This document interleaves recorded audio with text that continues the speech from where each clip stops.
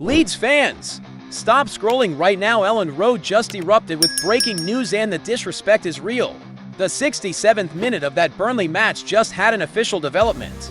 We have a formal FA charge, an internal crisis with 4 players snubbed on international break, and a desperate January swap plan to save Daniel Farke. The first concrete piece of information, the FA has just released the official statement. The charge against Hannibal Mabry is real. If you bleed white more than you hate Manchester United, smash like and subscribe right now. Show them Elland Road will not tolerate disrespect. We start with the disgusting act that inflamed all of Yorkshire. Stay locked. The date was October 18th. The minute was the 67th. Leeds United were losing to 2-0 to Burnley at Turf Moor. But what happened off the pitch was filthier than any tackle, more rotten than any result. Footage began circulating almost immediately, showing an act of total disrespect from a Burnley player towards the traveling Leeds supporters. The fans were incensed, and rightfully so. The FA launched an investigation, but for weeks, there was silence. Today, November 11th, the hammer finally dropped. The Football Association has formally charged the Burnley player, Hannibal Mabry. The charge is explicit, improper conduct, breach of the laws of the game, and abusive or indecent behavior. The specific allegation that makes the blood boil. Spitting at or in the direction of Leeds United supporters. Mabry, the 22-year-old former Manchester United flop, has until November 28th to provide a response. But let's be clear, this is disgusting. It is the lowest level of professionalism. Now, what happens? The FA will look at precedent to decide the punishment. In 2010, Johnny Evans and Papis Sis were involved in a spitting incident. Evans got a 6-match suspension, Sis got 7. In 2013, Goran Popov of West Brom was sent off and received a 3-match ban. In 2014, Hull City's George Boyd was also handed a 3-game ban for spitting at Joe Hart. The most likely scenario for Mabry, if the charge holds, is a suspension of 3 to 6 matches. This doesn't change the 2-0 result, but it validates the anger of Elland Road. It's about respect, and Leeds was disrespected at the lowest level. What do you think is a fair punishment? 6 games? 10? Drop your opinion in the comments. And if you believe the Leeds badge deserves respect, smash that like button. But while the FA deals with this external disrespect, Daniel Farke is facing an internal morale collapse. The international break brought no peace, it brought an exile. 4 Leeds stars were snubbed, and the reason one of them was cut is set to explode the dressing room. The international break was supposed to be a reset. For Leeds, it's been a logistical and morale nightmare. 16 Leeds stars are away on international duty, with the Welsh quartet, Gabriel Gudmundsson, and Jacob Beagle all still fighting for 2026 World Cup qualification. But it's the players left behind at Thorpe Arch that are causing the problem. 4 players have been publicly snubbed by their national teams. Willy Gnonto, who hasn't played since September 13th due to injury, is still not ready and was left out of the Italy U21s.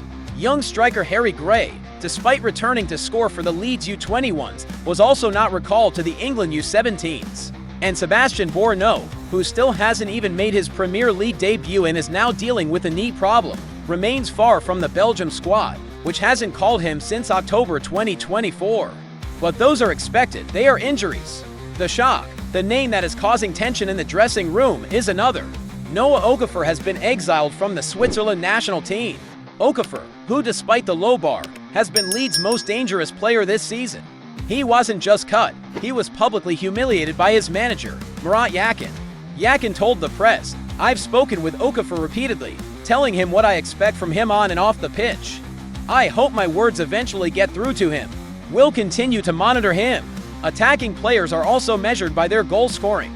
Those who are currently in the squad have an advantage over Okafor in that regard. That is a direct criticism.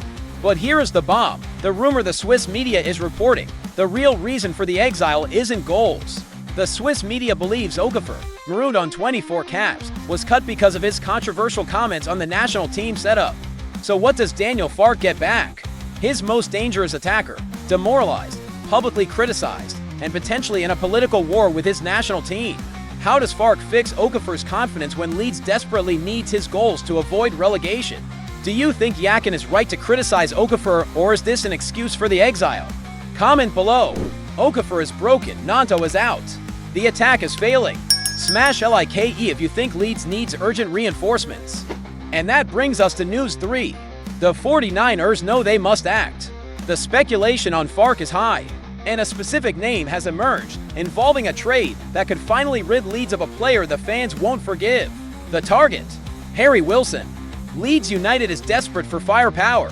Sky Sports reported on November 11 that the club is interested in Fulham's Harry Wilson.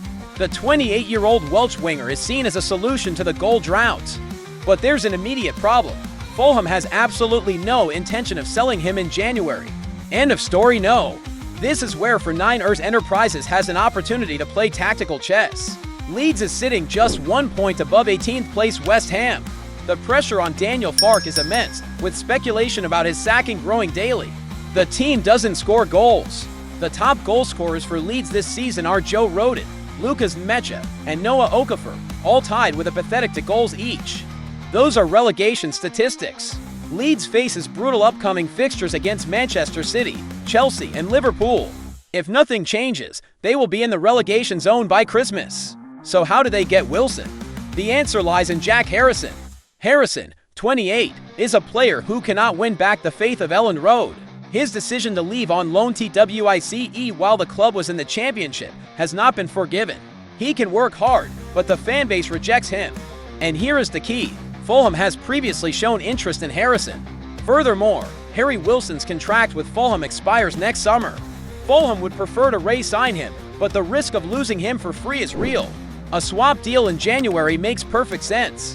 Leeds uses Harrison, a player the fans no longer want, as a bargaining chip to get Harry Wilson, a proven Premier League player whose contract is running out. Fark gets a new weapon to try and save his job, and Leeds gets rid of a symbol of disloyalty. Would you take this trade? Harrison for Wilson, straight up. Is that good business for Leeds?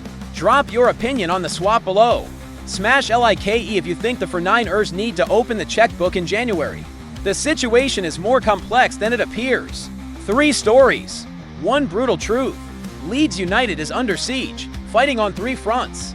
News 1 shows the external disrespect, with the FA having to formally intervene because Burnley's Hannibal Mabry allegedly spat in the direction of the fans who pay his wages. It is validation of Elland Road's anger. News 2 shows the internal collapse, our most dangerous offensive player, Noah Okafor, being publicly humiliated and exiled by his own national team, not for a lack of goals, but supposedly for controversial comments. His confidence is shattered. And News 3 reveals the tactical desperation. Leeds is 1 point from the abyss. Fark is fighting for his job, and the club is trying to engineer an emergency swap for Harry Wilson, using Jack Harrison, a player the fans won't forgive, as bait. This isn't about glory, it's about survival. Journalists covering the club have suggested the previous disastrous sacking is playing on the 49ers' minds over firing Fark, leaving the club paralyzed. West Ham is 1 point behind. The schedule is murderous. Leeds needs goals, needs loyalty, and needs respect, right now. They seem to have none of the 3. Here is what I need from every single Leeds fan watching. 1. Smash that LIKE if you demand the maximum punishment for Hannibal Mabry and respect for this badge. TWO. Comment your most honest opinion. Does Daniel Fark survive until the new year? Yes or no?